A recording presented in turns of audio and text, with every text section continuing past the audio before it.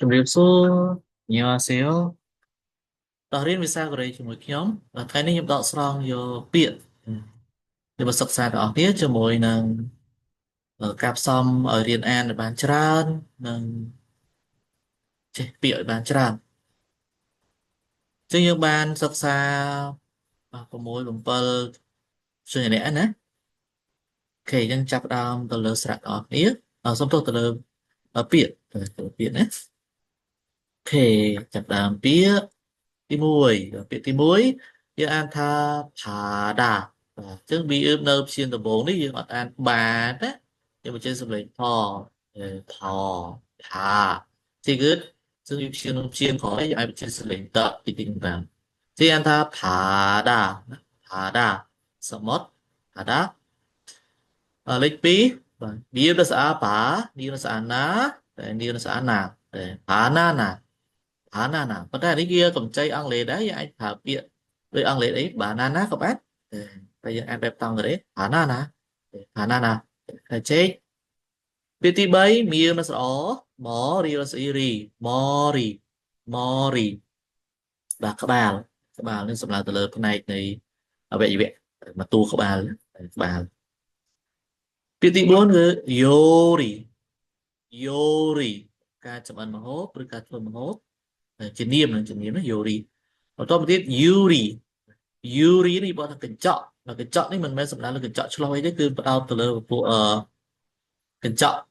តាមទ្វារតាមប្រអួចអីចឹងណាតាមហាងអីចឹងទៅគេเป็น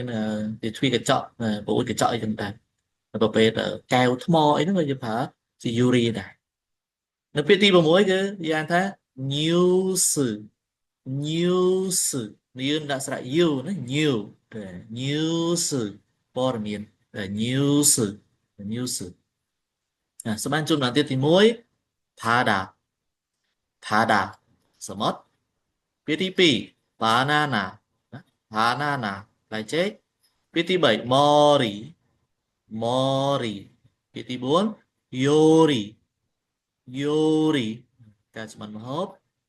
តទៅទៀតពាក្យទី5 yuri កញ្ចក់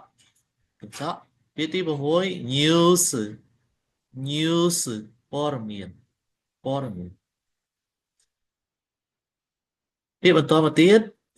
ពាក្យទី7ស្រៈអ៊ូរៀលស្អ៊ីរីអ៊ូរីពួកយើងពាក្យទី8អូរីមកច្រឡំគ្នាណាមុននឹងយើងមានយូរីឥឡូវយើងមានអូរី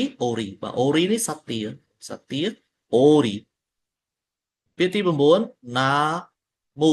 នារស្អាណាមានស្អ៊ូមូណាមូដើមឈើណាមូពាក្យទី10ណមូនារស្អណមានស្អ៊ូមូណមូបាទរបស់ថាណាស់ឬក៏ពេកពាក្យនេះគឺជាពាក្យបន្ថែមនៅមុខគេអក្សរពុទ្ធនាមអញ្ចឹងទៅដូចជាឆ្ងាញ់ណាស់តែក្តៅពេកត្រជាក់ពេកអីចឹងទៅអាហ្នឹងគឺ normal ជាពាក្យបន្ថែមនៅមុខគេអក្សរពុទ្ធនាមពាក្យទី11 nemo នានៅស្រៈអី ne មានស្អុំ mo nemo 4ជ្រុងអឺ4ជ្រុងគឺมันសំដៅទៅលើការ៉េអីទេណាគឺឲ្យតែអឺផ្នែកពាក់ព័ន្ធជាមួយ4ជ្រុងដូចជាការ៉េចតុកោណអីហ្នឹងគឺ4ជ្រុងហើយតែអញ្ចឹងយើងប្រើនៅក្នុង nemo ណានៅពាក្យទី12 aki គីអស៊ីគី aki បើថាកូនង៉ែតឬក៏ទារកអីចឹងសូមអានជូនម្ដងទៀតលេខ7 chill uri ពួកយើងទី8 phal ori សត្វទាពាក្យទី9 namu ដើមឈើពាក្យទី10 normal ណាស់ឬក៏ពេក11 nemo តែ4ជ្រុងពាក្យទី2 aki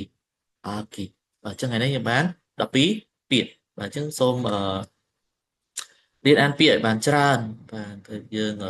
ធ្វើវិញ្ញាសាឬក៏យើងអានក្នុងប្រយោគអីវាមានភាពងាយស្រួលសម្រាប់ដល់គ្នា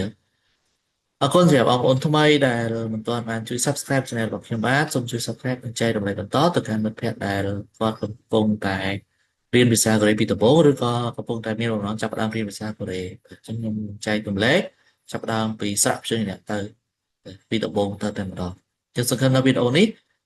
មានភាពងាយស្រួលក៏ដូចជាជួយសម្រួលដល់បងប្អូនខ្លះដែលកំពុងសិក្សាភាសាអង់គ្លេសអរគុណជម្រាបលាជួបគ្នាវីដេអូក្រោយទៀតសូមសាមេត្តា